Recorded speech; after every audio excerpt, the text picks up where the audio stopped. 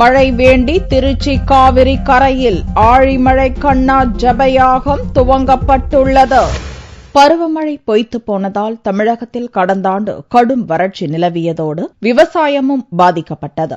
தமிழகம் மற்றும் தென் மாவட்டங்களில் ஏற்பட்டுள்ள வறட்சியை போக்க மழை வேண்டி திருச்சி அம்மா மண்டபம் காவிரி படித்துறையில் ஆழிமழை கண்ணா பாசுர தொடர் பாராயணம் செய்யும் யாகம் துவங்கப்பட்டுள்ளது.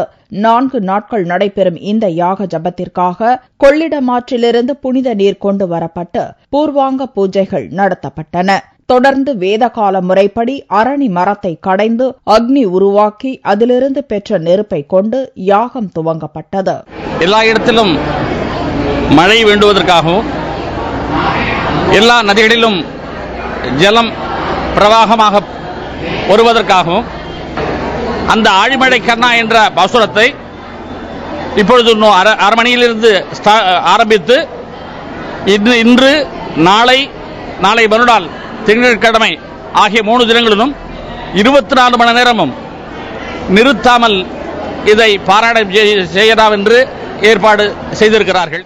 இந்த சிறப்பு யாகத்திற்காக தென் மாநிலங்களிலிருந்து வந்துள்ள பக்தர்கள் ஆண்டாளின் ஆழிமழை கண்ணா பாசுரத்தை கோஷ்டி கானமாக தொடர் பாராயணம் செய்தனர்.